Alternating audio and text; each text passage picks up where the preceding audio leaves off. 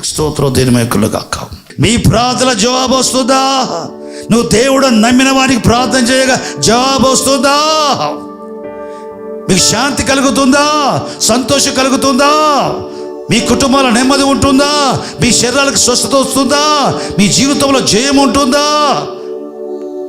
దేవుని భద్రతలో, దేవుని కాపదలో మీ జీవితాలు ఉంటున్నాయా? మీ జీవితాల్లో తృప్తి ఉందా? మీ కుటుంబాల్లో తృప్తి ఉందా? ఆశీర్వాదం ఉందా?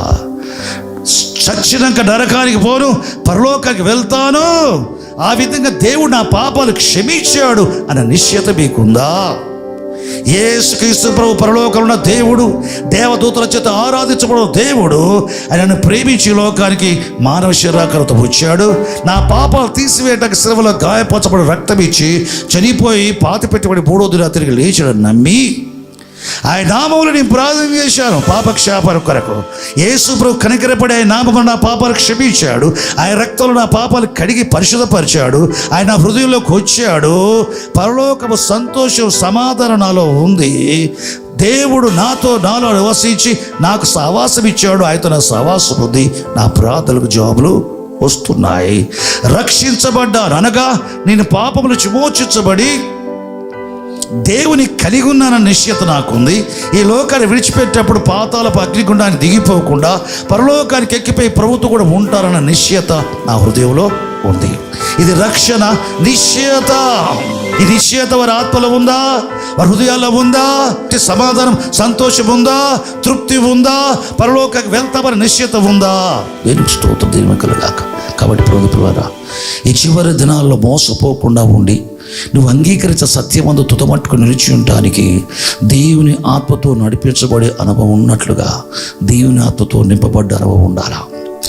దేవుని ఆత్మతో నింపబడకపోతే, నింపబడ్డ దేవుని ఆత్మతో నడిపించబడటానికి నీ జీవితానికి అలవాటు చేసుకోకపోతే ఈ లోకంలో నీవు ఓడిపోవాల్సి వస్తుంది, నీవు మోసపోవాల్సి వస్తుంది, నువ్వు రాలిపోవాల్సి వస్తుంది. ఇదివరకే పరిశుద్ధాత్మ నింపబడి పరిశుద్ధాత్మ నడిపింపులో నీ జీవితాన్ని నిర్వహించుకుంటున్నావు అనుకో, నీ కలిగిన అనుభవాన్ని గట్టిగా పట్టుకో.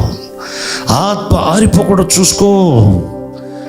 కుటుంబ ప్రార్థనలు చేసుకోండి, ఒంటరి ప్రార్థనలు చేసుకోండి, క్రమబద్ధంగా ఉపవాసం చేయండి, సంఘ సహవాసాలు వీడకండి. ఆత్మసమైన విషయాలు, రక్షణ పొందిన తర్వాత క్రొత్త విషయాలు, కొత్త జీవిత విధానం నీలో ఏది ప్రారంభమైందో దానికి సంబంధించిన అలవాట్లు ఏమాత్రం తగ్గకుండా, అవి సన్నగిలకుండా మీరు చురుగ్గా ఉంటూ పనిచేయండి. దేనికి స్తోత్రం, దేవునికి కలుగాక. ప్రార్థనలో దేవుని ఆత్మను కదిలించేంత వరకు ప్రార్థనలో ఉండండి. దేని వాక్య చదువుతున్నప్పుడు నీ ఆత్మను, పరిశుద్ధాత్మను వాక్యాన్ని ఆధారం చేసుకొని నీ ఆత్మను కదిలించేంత వరకు వాక్యం చదవండి. దేనికి స్తోత్రం. తండ్రి దేవుడు క్రీస్తు చేస్తున్నందు పరిశుద్ధాత్మపూర్ణమై ఉండి, ఆత్మపూర్ణమై ఉండి, ఆత్మచేత నడిపించబడి లోకంలో ఉన్న వాటి జయించేవారుగా ఉన్నట్లుగా కృప మనకు నాయన ప్రార్థించే వారికి అందరికీ దయచేయునుగాక. ఆమేన్, ఆమేన్.